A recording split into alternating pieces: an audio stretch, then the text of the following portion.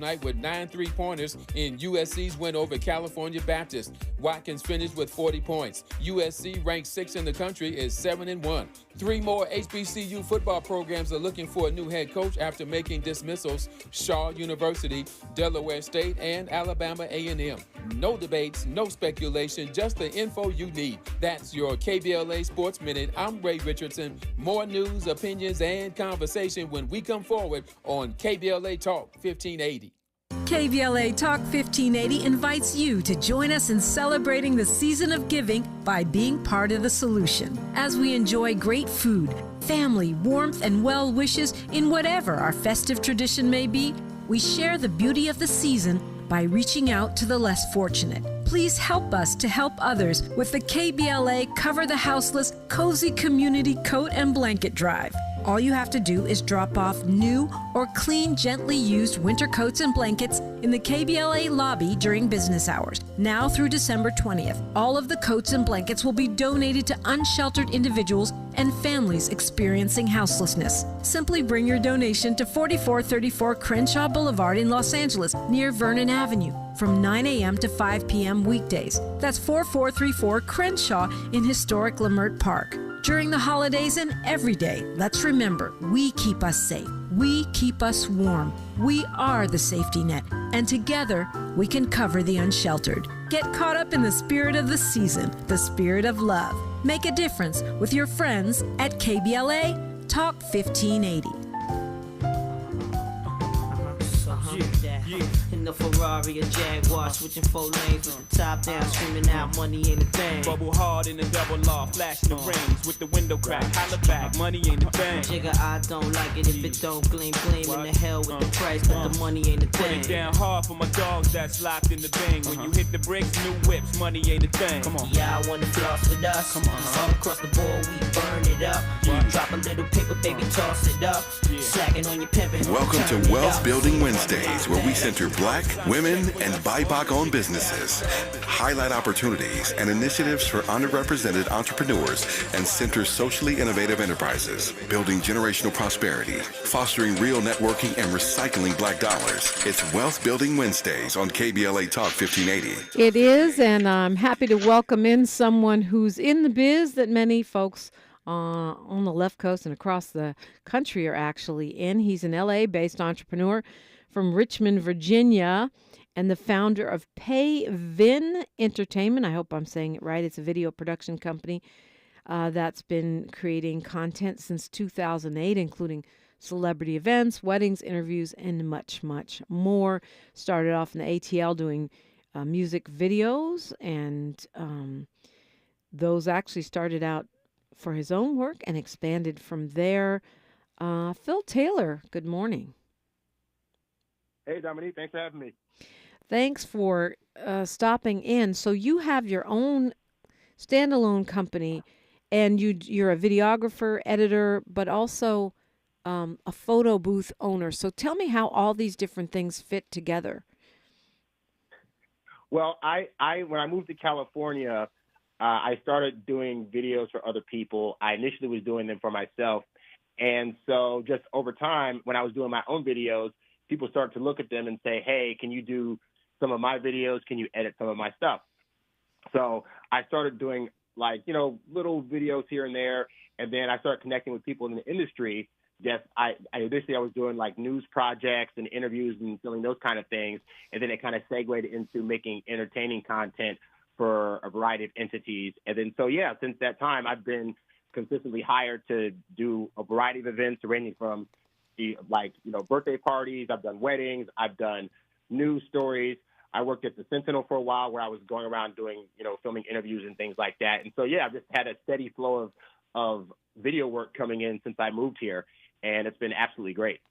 It's interesting because we always hear how tough it is to break into the entertainment business on any level. And, I know there are levels to the game, filming weddings, and then being inside the actual news business, and then doing music videos are all kind of in mainstream Hollywood considered completely different and separate occupations. But it sounds like you have managed to find a way to make it work and putting all this together to create a career. here in LA. Well, it's interesting. When I first moved here, so I was in the theater program. I went to Hampton University, and I had a lot of friends that ended up moving out here that were in the theater program there and also in the journalism program. And so I had a friend named Joe that went to school in Hampton but lived out here. So and he was doing camera work and stuff and going to events. So when I moved out here, I happened to run into him at a mutual friend's party, and he was there filming it. And so he's really the one that got me to start to go to events, because I was going to events with him, and I bought a camera, so I would go with him to film stuff. And then he kind of ended up segueing out of the business, but because I had that entryway in, it made it easy for me to make contacts with people that would then work with me on things subsequently, which opened up more opportunities. So it really is important to have connections. It's important to, I say don't burn bridges. I say when you meet people, try to learn about them and try to see what they need. And that's what I do when I go in as a videographer. I say, hey, what do you need from me? How can I help in this project? In what ways do you need it edited? What creative ideas can I add in that might be beneficial? And that's allowed me to make some great relationships and continue going in terms of the video aspect of things. As a Black business owner, I think we're often told it's nearly impossible to break in.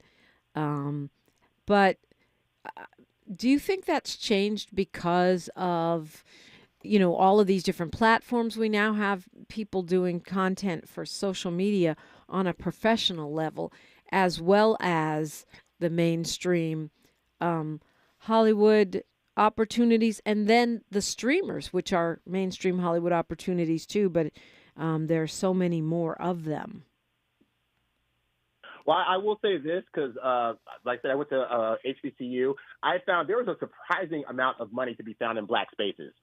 Like, I've worked consistently at Black events and Black locations, Black businesses, and it's been very beneficial to me. So I think that if people really tap into their culture, they can actually make a lot of money. That said, I think at the end of the day, the industry mostly just cares about money. Is the person I'm going to hire going to be able to make the kind of thing that's going to bring me in money? And that really doesn't have too much of a color barrier these days. Bring me in money within my budget. Oh, yeah, absolutely. Yeah. What would you say that you specialize in? Honestly, primarily, I've done a lot of stuff. Like I said, I've done various parties and things, but I've done a lot of stuff in the like news space. Like, I've been able to be fortunate to go to a lot of events that involve, interviews with big celebrities, or if there's been new stuff in town. I've been to like NAACP stuff. I've been to various awards that are being held for politicians and stuff like that. So I've done a lot of stuff in the event space and in the news space, and also in the comedy space. There was a point in time when I was actually doing video work for J. Anthony Brown, where I was literally like working at his comedy club. I was following him around to shoot a reality show. So yeah, if there's an event that needs to be had, I got a camera. I'm ready to go. I love Jay so much. When I founded my production company, Jay was my first customer. I don't do that kind of work anymore, but he's great to work with. So now, if we should call you if we need what? I mean, what services can you offer me? Whether I'm an artist or whether I'm a bride or whether I'm just a content creator of some sort. Well, I mean, like I said, I've done a lot of stuff, but I'm really good at being able to take an event and basically montage it. So if somebody has like, a blowout event somewhere, or is having there's a lot of networking events, there's a lot of various events that are going throughout the course of the year, I'm good at being able to film all of that and then make it into a really nice package. So if you're trying to sell the event for the next year, or you're just needing something to show off your company or your how-tos and stuff like that, I'm very good at that stuff. I've put together documentaries. I've put together whole news programs and stuff like that. So I could definitely be contacted for that stuff.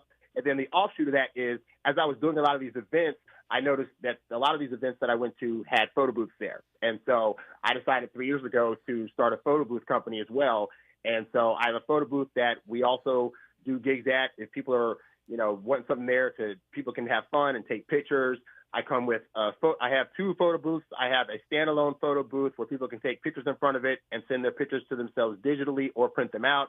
I also have a 360 booth where if people want video shots of them dancing on a platform at a party, that's also available. And that's really good for the holiday time of year because people are having a lot of parties and people love the photo booth. Like, oh my goodness, we sure do. I did a celebrity event last week that I can't talk about because I had kind of NDA. But like, yeah, everybody at that party was just having a great time and just getting in front of the booth and making all kinds of faces with their kids and loved ones. Like it's a blast. Every time I go, I'm like, these people really, really like the photo booth. It's amazing. It's wild how much we love them. Okay, so tell us how to find you if we want the photo booth. I know is one business, and you've got videographer, editor, and producer is another one. So tell us how to contact you for either set of services. Well, the easiest way, they can go to my main website is Pay. So it's Pay Vin Enterprises. I have a niece and nephew. My niece is named Pay Vin. My nephew's name is Gavin. So I just took their names and pushed it together. So it's Pay Vin, PayVinEnt.com. If you go there, you'll be able to see a collection of some of the previous events that I've worked on. And there's also a link there that takes you to my photo booth site just to make it easy for everybody. And you're also on Instagram, right? Yes, I'm on Instagram primarily with the photo booth stuff. You can go to Instagram.com/FFphotobooth. And then, it's a Future Flashback Photo Booth. And then for TikTok, it's FF Photo Booth. Okay, that's TikTok. So for its future Flashback Photo Booth is the @ on IG. Yeah, and that's also the name of it. If you want to go to the website directly, it's futureflashbackphotobooth.com. Well, Phil Taylor, it's nice talking with you, and congratulations on your success. What else do you want folks to know about your business? Just that we are available for, whatever your needs are, whether you're having a wedding, a bar mitzvah, quinceañera. I do a lot of corporate events, so we love to come to there. We love to come to the events and just bring the fun. We make special photo templates for whatever you have going on, so you can put your own logo on there, your own colors. We customize all that stuff at no extra charge. And we just want you guys to have a good time with our services. And then for the video stuff, if you have an event that's coming up and you really want it to, have that extra polish to it and have it look nice, then we're there to film that as well. Excellent. And again, go to Pay Vin Ent. I thought it was entertainment, but it's enterprises. PayVinEnt.com. PEYVIN. Is that right? That is correct. PEYVINENT.com, or find him on TikTok at FF Photo Booth, on Instagram at Future Flashback Photo Booth. And you also have futureflashbackphotobooth.com. Lots of places to find Phil Taylor. And I will say, having worked with him a bit myself, he's just easygoing and really kind. And that's super important when we're under pressure and under deadlines. So congratulations. And I hope a whole bunch of people call you. Thank you very much. It's been great. Absolutely. That's our Wealth Building Wednesday Spotlight. If you want to get yourself in that, hit me up on social media, DiPrima Radio, DiPrima, and then radio, or at KBLA 1580 on any of our social platforms. And we will consider your business for our Wealth Building Wednesday Spotlight. Special guest coming up next. I'm looking forward to talking with Senator Katrina Robinson on KBLA Talk 1580. She's reclaiming her time on KBLA Talk 1580. More First Things First with Dominique DiPrima when we come forward. Are you an entrepreneur looking to take your business to new heights? KBLA Talk 1580 is your partner in success. Every day, we celebrate and elevate Black-owned businesses across our community. Our KBLA SMB Marketplace currently features The Cookie Dip, Bad Ash Bakes, Hair Concoction, Higher Education Accreditation Consulting, LACC Radiology Technology Department, and Malik Books. Your business deserves to be heard. Let KBLA Talk 1580 amplify your voice and connect you with our powerful community of listeners. Email smb@kbla1580.com today. That's smb@kbla1580.com. At KBLA Talk 1580, we've got your black.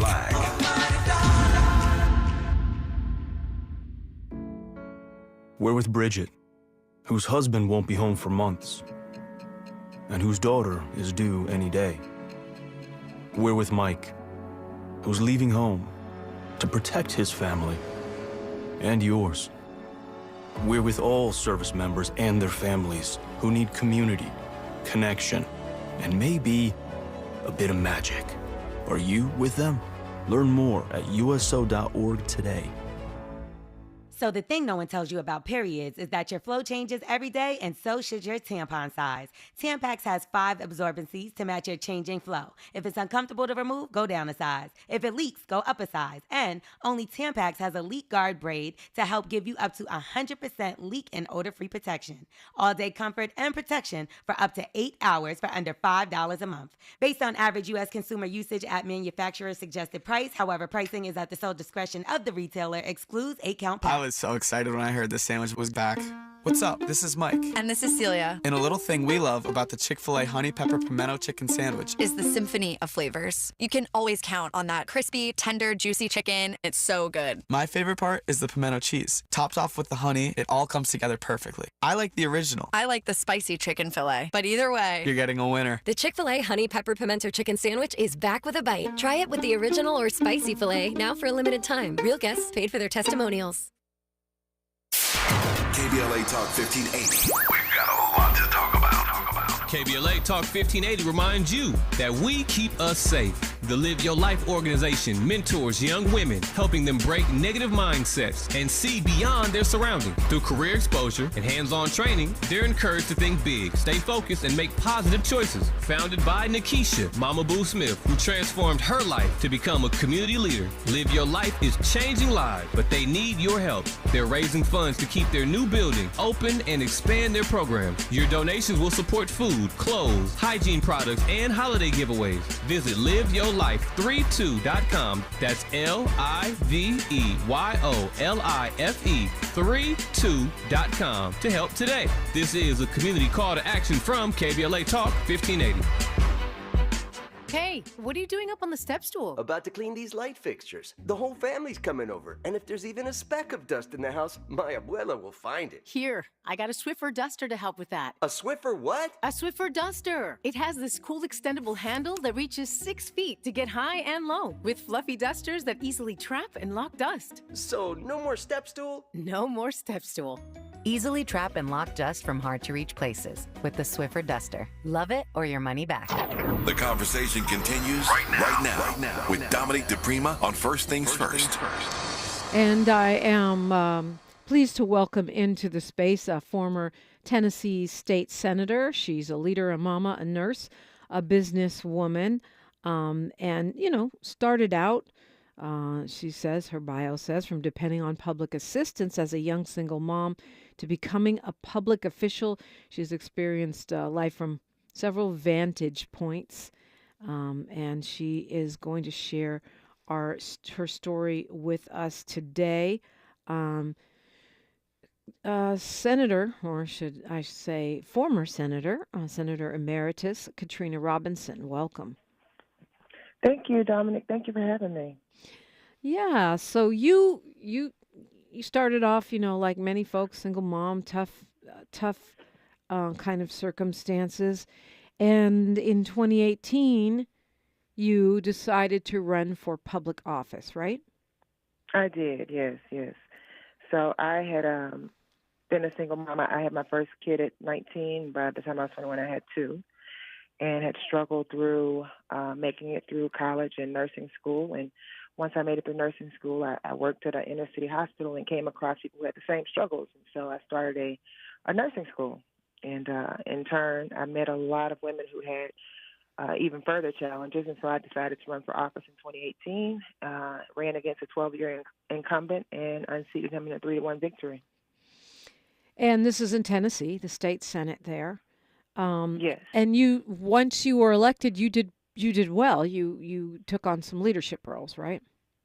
Right. So I was a leader in the National Black Caucus of State Legislators. I was a leader in Tennessee Black Caucus. I was on TASER, which was an organization that was in charge of intergovernmental relations in the state. I did quite a bit, even passing over 6 bills in my first year as a freshman legislator, which is kind of unheard of. And so when you I mean, when you got into the legislature as a single mom, as someone who has, as you say in your bio, seen life from a lot of different vantage points, what did you run into in terms of the environment there? So in Tennessee, the Republicans have a super majority. So it was 33 senators. Out of the 33, 5 were Democrats. Out of the 33, 3 of them were black, and we happen to all be women. And so we had, the traditional isms. For me, it was racism. It was sexism. It was even ageism. So I ran into all of that, especially being the only minority on the Judiciary Committee, where we heard bills over police oversight, reproductive rights. Every judiciary bill that came through the Senate came through my committee. Wow. And so it sounds like you took to politics quite well. Yeah, I think one of the things that really surprised me was the limitations that politics puts on you. So being in the community and actually being in the thick of things, being able to help from a civilian perspective is very different from governing. And so there are limitations that are put on you, especially in a legislative position, because you're at the mercy of whoever has the majority. And so it was very limiting, but I did what I could do from a perspective of someone who has been through that kind of lifestyle. So for me, it was just being the voice in that room, being the person who is actually relatable, who can, champion real life issues. It was very different from being the person in the community who's helping people pay light bills or helping piece together things that need to happen. It was kind of sobering, to be honest. And in the middle of this, you run into some problems. Right. So in July 2020, I was indicted on a 48-count indictment alleging that I stole over $600,000 in federal grant funds from a grant that I wrote for my healthcare school. So I started the school in 2015, January 2015, and in July of 2015, I was awarded $1.3 million from the government to fund the CNA education for the school as well as community patient education. And we did a wonderful job. I started the school. We had 2 students in the first class. And by the time we were a little bit past 4 years, we'd educated over 1,000 healthcare workers. But in July 2020, I received an indictment saying that I had stole $700,000 from my own organization. Well, I'm sorry, the grant organization by way of my school. Totally blindsided by this. And if you'll think about it, when I first started the school, I was a first-generation business owner. I'd never written a grant before, never been in this particular space before. And so I wanted to do everything right. I went and hired an accountant. Excuse me, go ahead. Mm-hmm. It's okay. I went and hired an accountant who was recommended by my brother-in-law, who was actually a financial pastor at a large church locally. And he was well-versed in grant accounting. And so I'd hired him, paid him $4,000 a month just to make sure that we did what we were supposed to do to stay in compliance with the grant. So that was 2020. By January of 2021, 31 counts were dismissed from the indictment. So we're at 17 counts. A month before that, the federal government added 3 more counts of wire fraud to the indictment based on clerical reports that our administrative assistant had completed on behalf of the corporation. So I was personally charged for this. So we get to trial, and we're left with 20 counts. The federal government puts on proof that basically consisted of every purchase made from my checking account, PayPal, Amazon, everything they could bring into it. There was no forensic accounting done. They had an accountant to testify on their behalf who did not even have a CPA license. They never brought in any federal financial records that we submitted to the grant organization.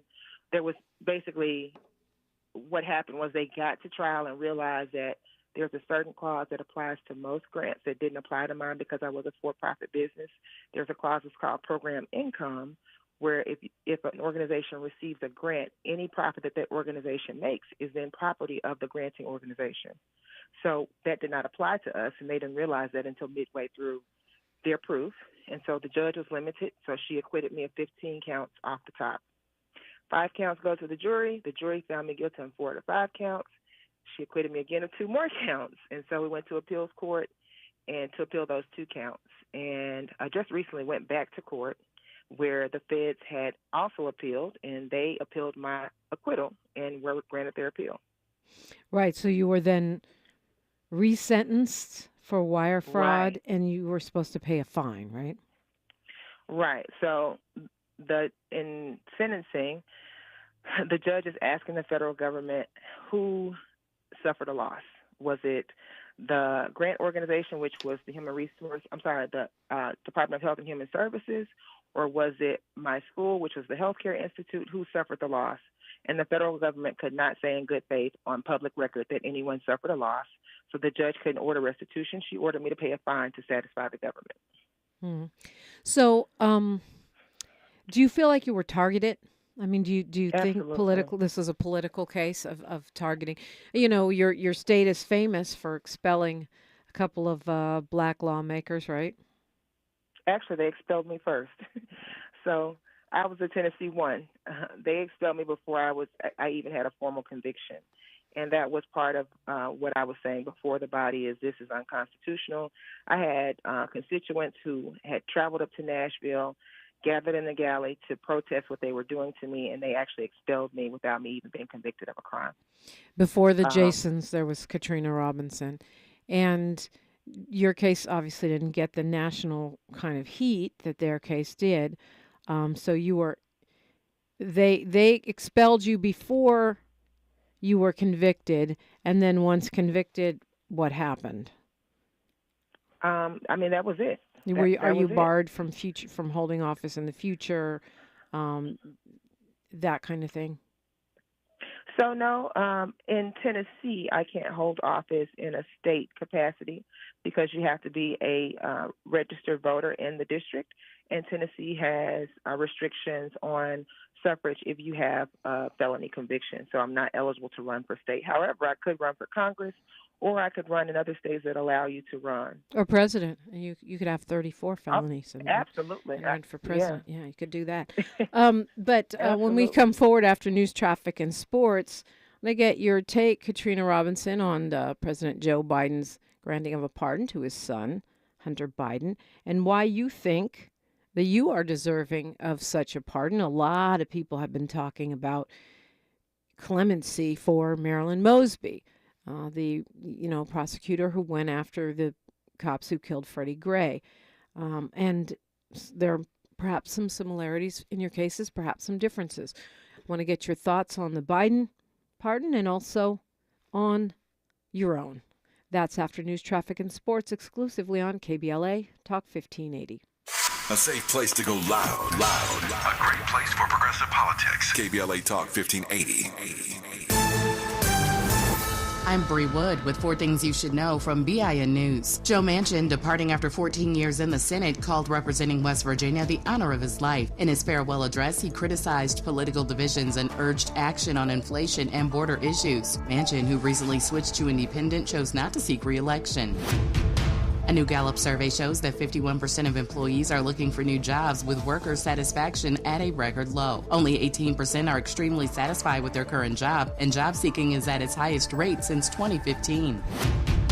The Supreme Court will hear arguments Wednesday on Tennessee's ban on gender-affirming treatment for transgender minors. The case will address whether the ban violates the 14th Amendment's Equal Protection Clause.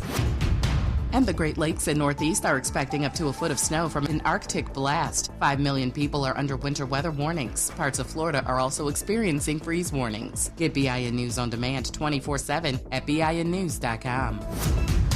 Macy's Backstage has amazing deals on the holidays' most fun gifts, all for under $15. Get low prices every day on unique finds before they're gone. In-store only at Macy's Backstage today. Find a location near you at Macy'sBackstage.com. Off price, on trend, arriving daily. This is the KBLA Sports Minute with Ray Richardson.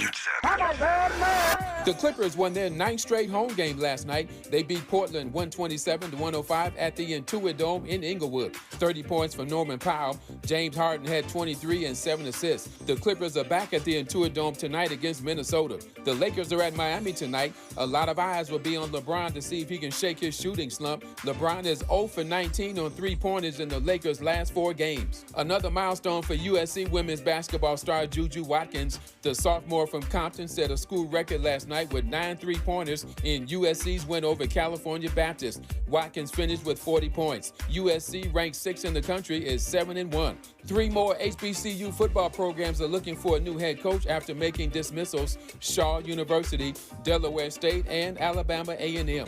No debates, no speculation, just the info you need. That's your KBLA Sports Minute. I'm Ray Richardson. More news, opinions, and conversation when we come forward on KBLA Talk 1580.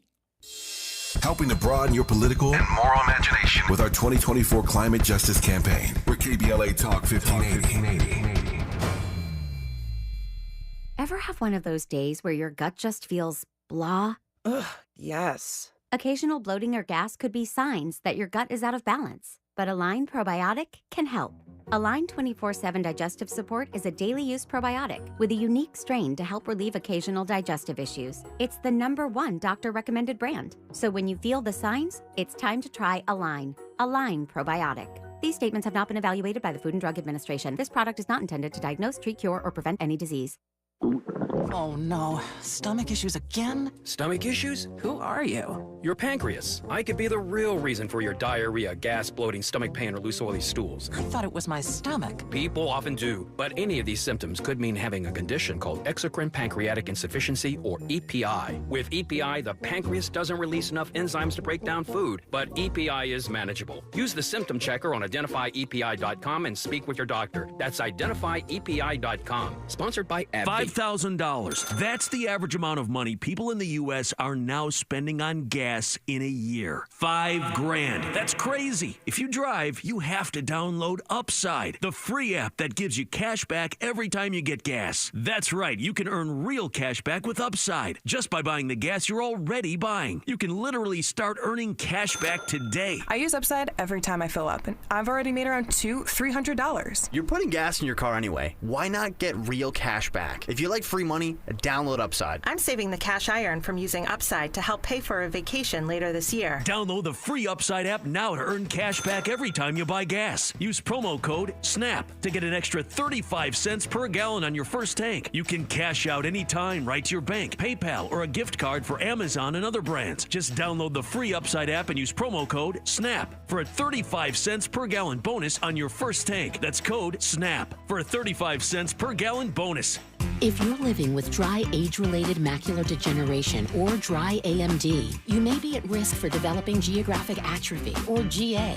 GA can be unpredictable and progress rapidly, leading to irreversible vision loss. Now there's something you can do to slow it down and get it going slower. Izervay is proven to slow GA progression. Izervay gets GA going slower. Izervay or avacincaptad pagel is a prescription eye injection used to treat GA. Don't take it if you have an infection or active swelling in or around your eye. Izervay can cause eye infection, retinal detachment, or increased risk of wet AMD. Izervay may temporarily increase eye pressure. Your vision may be impaired after an eye injection or exam. Don't delay. Ask your doctor about Izervay today. Izervay gets GA going slower.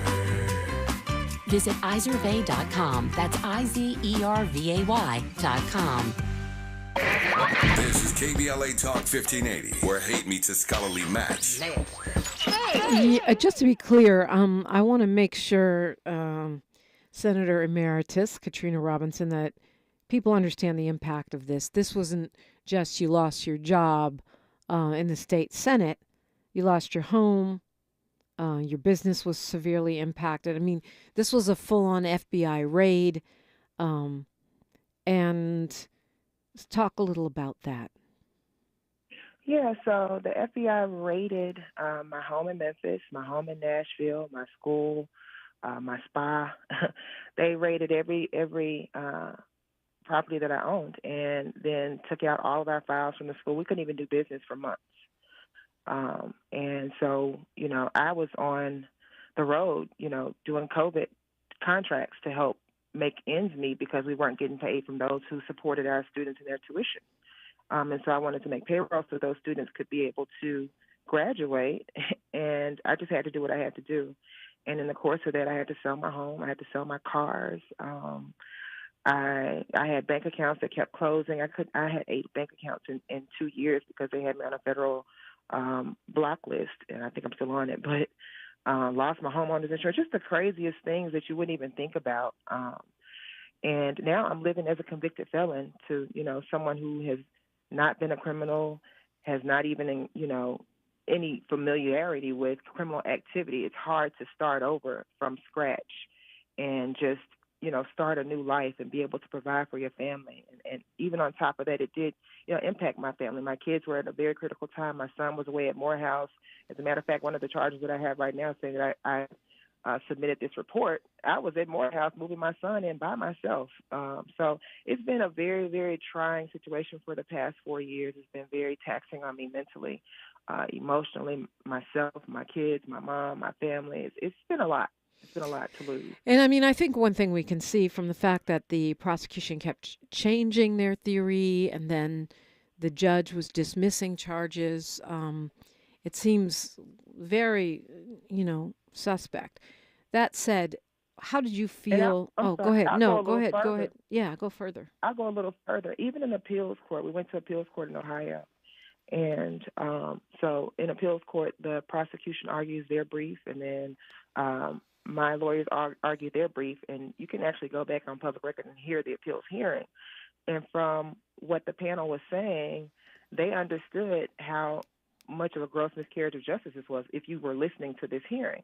But then when the opinion came back, it was as if they literally copy-pasted whatever the Fed said in their brief and actually ruled in their favor. It was just totally inconsistent. No one really understood what happened there. And so that's how we got back to the resentencing just recently. Do you, how did you feel when you heard that Joe Biden had decided to go ahead and pardon Hunter Biden? I mean, I don't blame him, to be honest with you. I mean, if it were my kid, I would want to do the same thing, regardless of, his personal struggles. Yes, he does have a lot of personal struggles that need some attention. But as a president, and you have the power to do so, I mean, I don't see why he wouldn't help his son, especially given the trajectory where we're going in this next administration. He would be doomed. And why? He would be doomed. I wish he wouldn't have said that he wasn't going to do it. Yeah, I think that's what made it worse. As experienced as he is, he should have just said, "Yeah, I'm going to pardon him. What about it?" Or just said, "I will not comment on that at this time. We'll cross that bridge when we come to it," or something like that.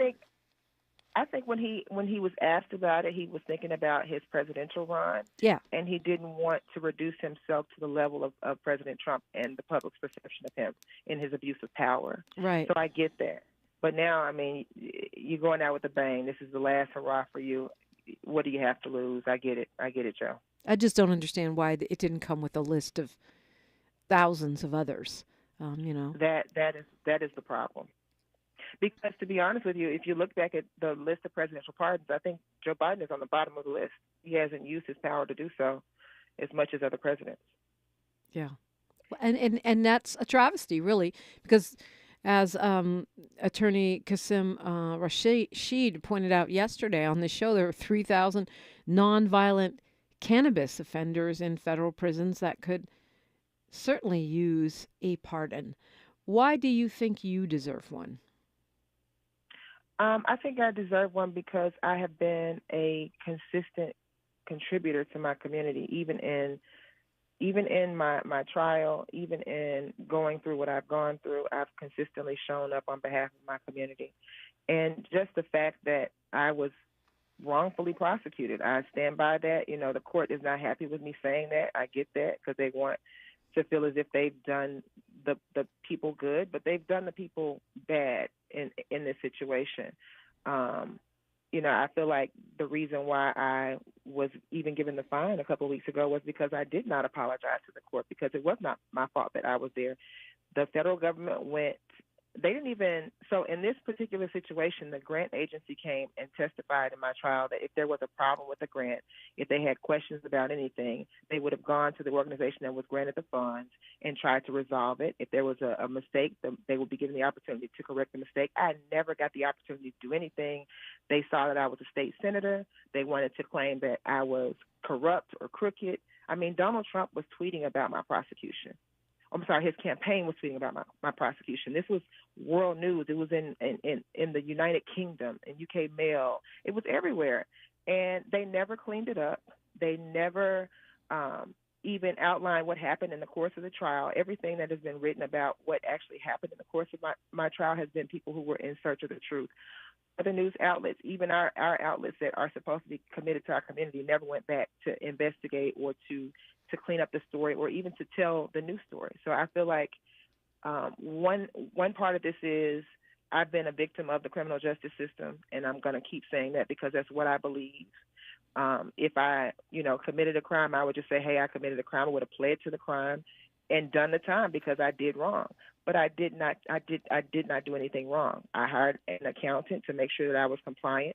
The reports that I received a wire fraud conviction for, the administrative assistant who completed them actually came to court and testified that she did it under my username, and they prosecuted me. That's like you going to UCLA and the president is prosecuted for someone in the humanities department submitting a report wrong.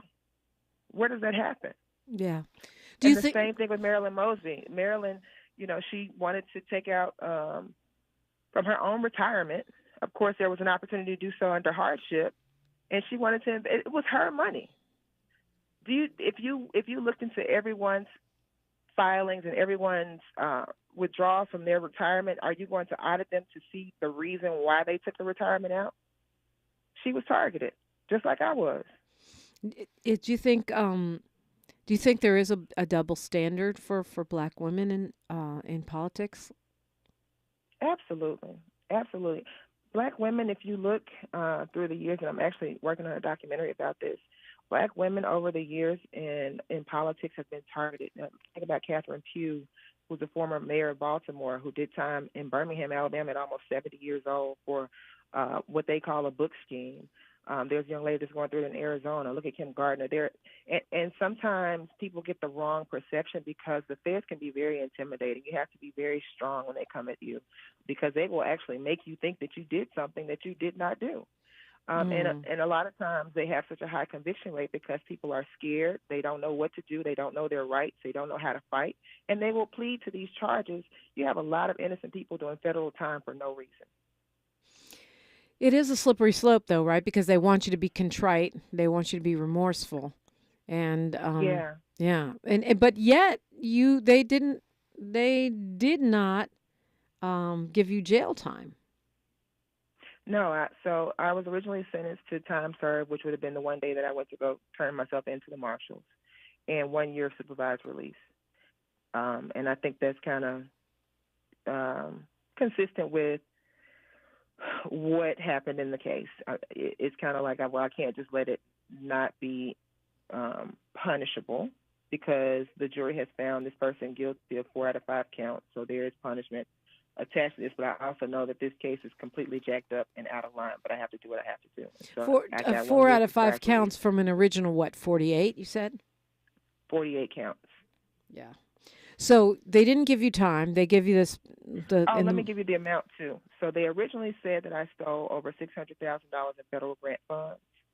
What I was ultimately convicted of was $3,000 of my own money not being categorized correctly. Wow. Yes. So $3,500 of bad accounting is what they're... Yes, $3,484.06 to be exact.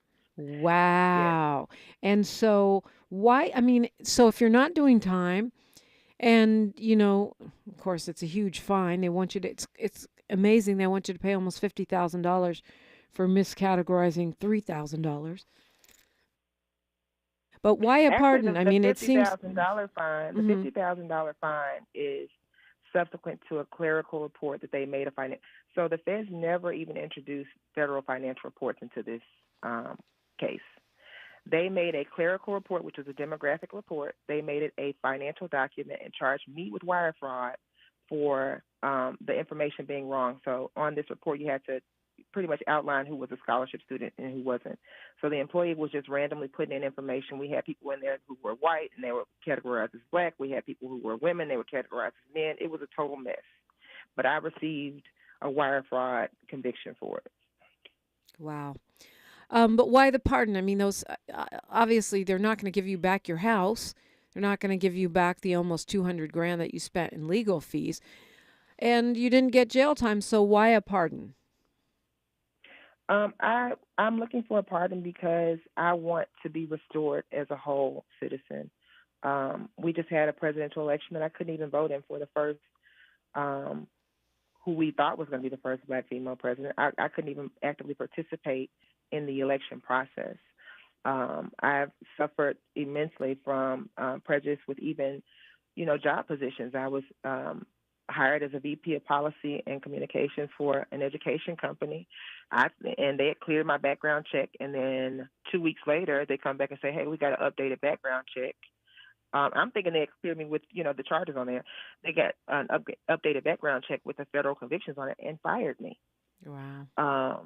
Yeah, so, I mean, even just I've gone through, they took my nursing license for this felony. I couldn't even practice in Tennessee. So I've gone through quite a bit as a convicted felon. It's hard to, I don't think people really give that much credence. Yes, your convicted felon is not that bad. That's what they think. But you don't really realize that it permeates every area of your life as a convicted felon.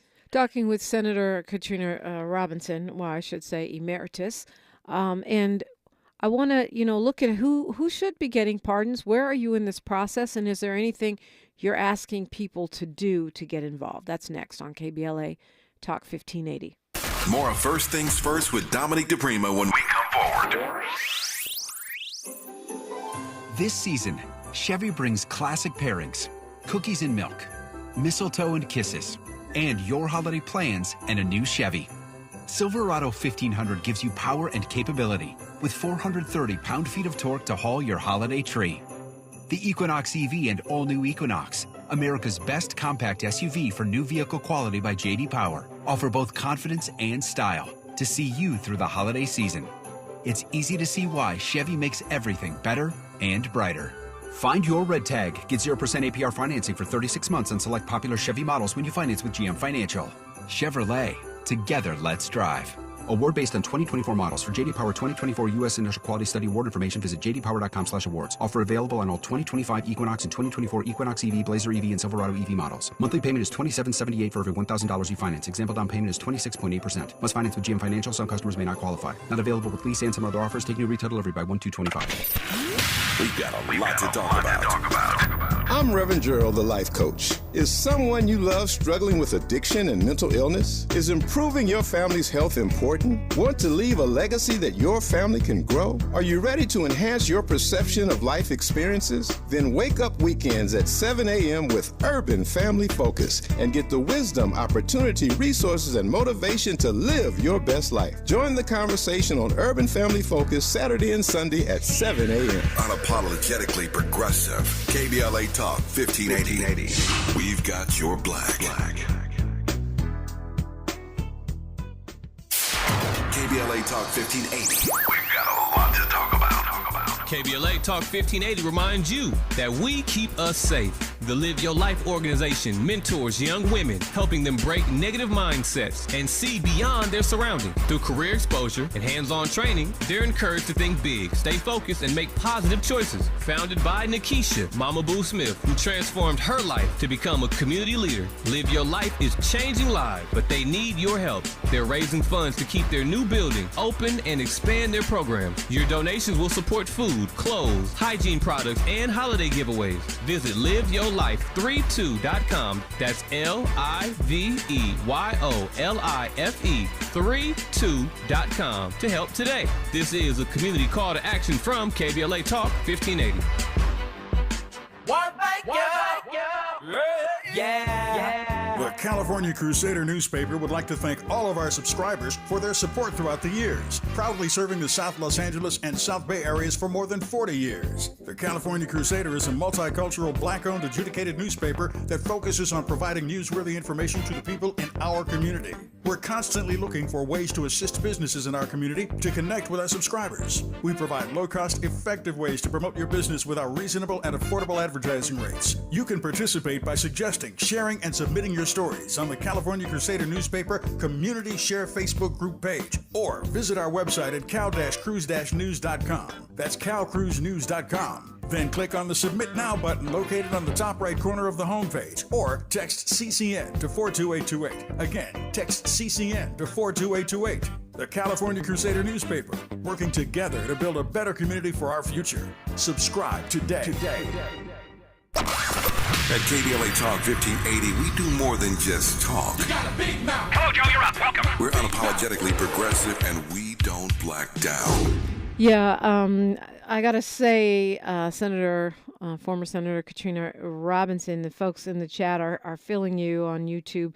Selena Rick says, horrific, horrifying, but not an unbelievable story. And Molly Bell says, just like what happened to our guest, everyone wants to be made whole in reparations. We ask and answer, repair, whatever it takes to make us be whole, sister. I'm not sure if you saw the news. A lot of Democrats are blasting the president for pardoning his son. A federal judge who presided over the case went hard, saying that the president should not have done that. Should not have pardoned his son. And Gavin Newsom, the governor of California, Adam Schiff, both going in on the president pretty hard. Governor Gavin Newsom said that he understands, but he took the president at his word, and he's disappointed and cannot support the decision. Adam Schiff, same thing. He says it sets a bad precedent. I don't think that the president-elect needs a bad precedent. He's already pardoned war criminals, Steve Bannon and others. However, lots of Dems are very, very critical and saying that this will allow him to get away with pardoning the January 6th rioters, coup attempters. I don't think that the former president needs to be emboldened. I think he's already emboldened. But what do you think when you hear these denunciations? I'm a little bit different in my thinking. I just think we're our own worst enemy, and to say that President Biden is setting a precedent, the precedent was already set. I mean, Trump pardoned Charles Kushner. He pardoned Paul Manafort, Steve Bannon. It's not President Biden setting the precedent, and I really feel like the only way that I think the order is wrong. I think President Biden should have had a different priority in his pardon usage. I think he should have pardoned those who had nonviolent offenses, who were in the system due to marijuana charges. I think he should have pardoned, again, black female electeds who were targeted by the criminal justice system. I think he would have leveled the playing field for him to be able to do this on behalf of his son. But because he's going out at this point on the note of pardoning his son, it's a little bit more amplified because he's had the conversation before that he wouldn't do this. And I think that is what pretty much exacerbated the situation because he spoke on it before, just as you said. But I think if he would level the playing field by actually issuing pardons to those who deserve it, this conversation wouldn't be as on fire as it is right now. I would just say that. Yeah, because it looks so selfish when there are people like, Native American Indigenous activist Leonard Peltier who've been in jail for prison for decades, and they're they're elderly and sick, and you don't even raise your pen for them. That said, I mean, you've outlined some folks who should be pardoned. the president has pardoning power. I don't think it's even a question of whether we think they should be pardoned. I mean, I know Bill Clinton took some heat for some of his family members and at least one drug dealer. Yeah. And yet Trump has been celebrated for pardoning Kodak Black and Lil Wayne. Where is the line about who should be pardoned and who should not? That's the thing. I don't think there is a line. I think, that we can't clearly draw a line. I feel like it's a case of judgment, and it's not always objective. And we have to be, realistic about that. Bill Clinton pardoned his brother. I mean, that's gonna happen. But I think we have to take an objective lens and look at people who are actually impacted by this system unfairly and handle those first. Hunter Biden should have been like the coup de grace before he went out of office. It shouldn't have been. Right, exactly. Yeah. Just one last, layup. Yeah. After you know. Yeah. I agree with that, and I think that there's no reason for the president not to do so. He's in his 80s, and he's been in public office forever. He's not going to run. He better not be trying to run for office. So why not? No. Why not free them all? I mean, it doesn't make sense. I think that's where he is, yeah. Yeah, I think that's where he is. He should, because of where he is postured right now in his political career, he should free them all, as you said. And also, I even say he was unfairly prosecuted. Just keep your mouth shut. Say, I'm president. This is one of the few kingly powers that presidents actually have, and I'm flexing. Because, I mean, unfairly or not, most people that actually have kids, if we're being honest, know we would pardon our child. I would pardon mine every day of the week if I had to. I still might, there are going to be consequences at home, but not in the penitentiary. Yeah. Well, how can people get involved? There's people expressing support for you in the chat. Do you have some kind of a petition, a website, or what are you asking folks to do? So my website is thekatrinarobinson.com. We will have a petition going up tomorrow at 12. We are submitting our pardon application. So one of the other things is, in traditional pardon procedure, you are supposed to be 5 years removed from serving your sentence. And, of course, we know Hunter Biden doesn't meet that qualification, and neither does Marilyn Mosley, neither do I. And so this is, we're asking for an extraordinary exception from the president to do so. And so I need people to be able to elevate my story so that more people know about it. And, we can get it done. So we can go on thekatrinarobinson.com and sign your petition tomorrow. I know you have a book forthcoming, and I hope you'll come back and talk about that book when it does release. Absolutely, after this process. Well, I'm really hoping that sometime between now and January 20th, we'll be doing a celebratory show about the incredible power of the pardon and how it has the potential to transform your life. And speak it for me. I appreciate you. Yeah, let's speak that into existence. I mean, certainly there are a number of Black Democratic politicians who have done great work and who are being unjustly targeted. And I would love to see Biden go out on a high note. Senator Katrina Robinson, thank you so much for being with us this morning and sharing your story. Thank you so much for helping me to do this. We're talking protesters, the treatment of protesters in the Hochman-Trump era with Pastor Q. That's next on KBLA Talk 1580. KBLA 1580 Santa Monica. I'm Bree Wood with 4 things you should know from BIN News. Joe Manchin, departing after 14 years in the Senate, called representing West Virginia the honor of transgender minors. The case will address whether the ban violates the 14th Amendment's equal protection